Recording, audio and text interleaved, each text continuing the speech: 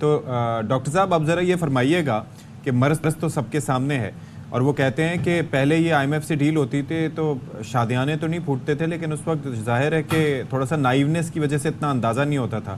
اب یہ پتہ لگتا ہے کہ دینا تو ہم نہیں ہے، تو اس میں ہول اٹھ رہے ہوتے ہیں. تو اب مزید کیا ایکسپیکٹ کیا جا سکتا ہے اس ڈیل کے بعد؟ دیکھیے اشفاق، بات یہ کہ آپ نے آئی ایم ایف سے جو بھی 6 سے 8 ارب ڈالر کا پروگرام طے کرنا ہے، وہ اس لیے کرنا ہے کہ آپ کو ہر سال 22 ارب ڈالر چاہیے. 22 ارب ڈالر آپ کو بغیر آئی ایم ایف کی امبریلا کے کوئی اور دینے کو تیار نہیں ہے. اس کا مطلب کیا ہے؟ اس کا مطلب یہ ہے کہ ملٹی لیٹرلز، آپ کے جو باقی ادارے ہیں جیسے کمرشل بینکس ہیں، آپ کی فرینڈلی کنٹریز ہیں، یہ سب آپ کو یہی کہہ رہی ہیں کہ آپ آئی ایم ایف کے ساتھ اگر انگیجڈ رہیں گے تو ہم بلیو کرتے ہیں کہ ان کی اسٹیمپ آف اپروول ضروری ہے آپ کو آگے ساتھ چلانے. اس کی وجہ سے یہ ہے کہ let me ask you something, اس کی وجہ یہ ہے کہ آئی ایم ایف اس وقت تک کسی کو پیسے نہیں دیتا جب تک اسے یقین نہ ہو کہ ان کے پاس واپس کرنے کا کوئی میکینزم ہے، اور پلس وہ مائکرو مینج کرتے ہیں آپ کی اکانومی، تو ان کو اندازہ ہوتا ہے کہ یہ دینے کی پوزیشن میں ہے اور دوسروں کا اعتماد اسی سسٹم کی وجہ سے اس ملک پر بحال ہوتا ہے.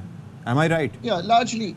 largely you see IMF is the doctor of the last resort. So آپ ایک اس وقت بھی ICU کے ڈاکٹر کے پاس ہیں، وہ آپ کو سرجیکل ٹیبل پر لے آئے گا. پر یہ میں بار بار کہتا ہوں کہ number 1 it is not defined کہ وہ پروگرام کیا ہوگا. اگر کنٹری اتھارٹیز کی کمپٹنس ہر شعبے میں چاہے وہ ٹیکسیشن ہو، مانیٹری سائیڈ ہو، انرجی سائیڈ ہو، پرائیویٹائزیشن ہو، اچھی ہوگی تو پروگرام ہوم گرون ہوگا، پروگرام جو ہے فنڈامنٹلز پہ بیسڈ ہوگا. ورنہ آئی ایم ایف تو آپ کی پرائسنگ چینجز کر کے، آپ کی اکانومی کو سلو کر کے آپ کو ایک تقویت دے سکتا ہے، ایک سپیس دے سکتا ہے، ایک وقت دے سکتا ہے کہ جو ہارڈ کالز ہیں وہ کنٹری کرے. چاہے وہ ٹیکسیشن کو بڑھانے میں ہو، نئے ٹیکس پیئرز لانے میں ہو، بجلی کے نظام کی تنظیم نو میں ہو، اداروں کی پرائیویٹائزیشن میں ہو، کسی شعبے میں بھی ہو، وہ آپ کو آئی ایم ایف فراہم کر سکتا ہے ٹائم اینڈ سپیس. اگین وہ ٹائم اینڈ سپیس آج بھی آپ کے پاس ہے صدف، you can use it wisely. اچھا، ایک چیز صدر مملکت کا بڑا امپورٹنٹ بیان آیا ہے، کہتے ہیں وقت آ گیا ہے، وزیر اعظم بھی کہہ رہے ہیں کہ جن کے پاس دولت ہے وہ قربانی دیں.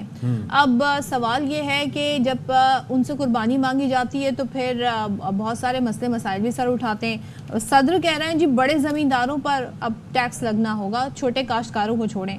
لیکن یہ بات ہم تو سال ہر سال سے کہہ رہے ہیں، لیکن ہوتا ایسا نہیں ہے. اب ایسا کیا ہوگا کہ ایسا ہو جائے گا، یا یہ صرف باتیں ہیں جو عوام کو کہتے ہیں نا دلاسے دیے جا رہے ہیں آلریڈی، جن پہ آلریڈی اتنا ٹیکس لگا دیا گیا ہے؟ صدف ایک تو یہ کہ گنجائش ہی نہیں رہی ہے. پہلے ہم ادھر سے مانگ کر ادھر سے مانگ کر یہ پروگرام لے کر یہ پروجیکٹ بنا کر یہ وقت گزار لیتے تھے.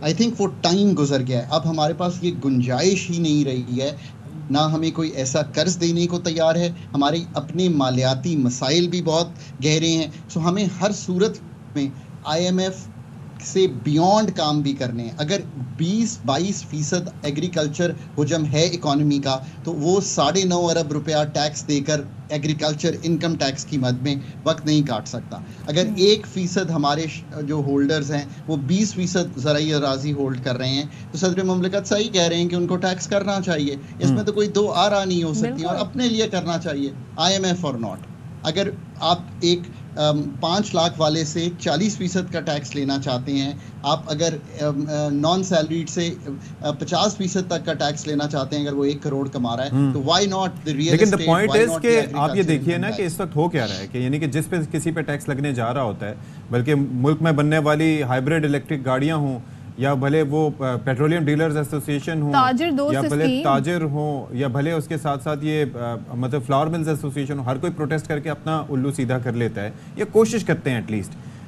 سیلریڈ کلاس کو تو آلریڈی اتنا اسکویز کر دیا ہے، تو آئی ایم ایف ویسے تمام چیزوں کو مائکرو مینج کرتا ہے. اس پر وہ کوئی گائیڈ لائن نہیں دے سکتا کہ کن کن شعبوں میں آپ لیں، صرف بولے نہیں، کریں یہاں سے وصول؟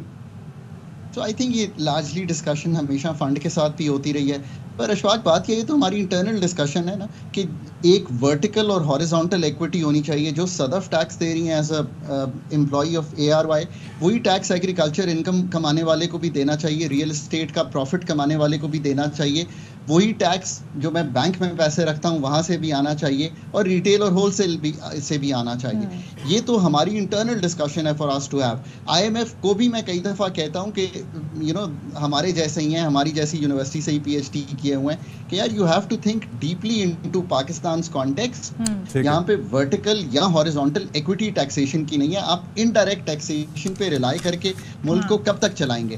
ان کا لاجک آف کورس یہ ہوتا ہے کہ یار country authorities have to come up with this. ان کا لاجک یہ ہوتا ہے کہ 3 سال میں ہم اتنے گہری تبدیلیاں نہیں کر سکتے. یہ سب کام ہم نے خود کرنے ہیں. I've always maintained that. چلیں جی, شجر سے امیدیں باہر رکھ, کام خود کرنے, لیکن ہم جیسے کہ ڈاکٹر صاحب بھی سولوشنز تو بتاتے رہتے ہیں, لیکن ایسے سولوشنز پہ کام ہوتا ہمیں دکھائی نہیں دیتا. Thank you so much doctor Khaqan Najeeb, ہمارے ساتھ جڑے ہوئے تھے.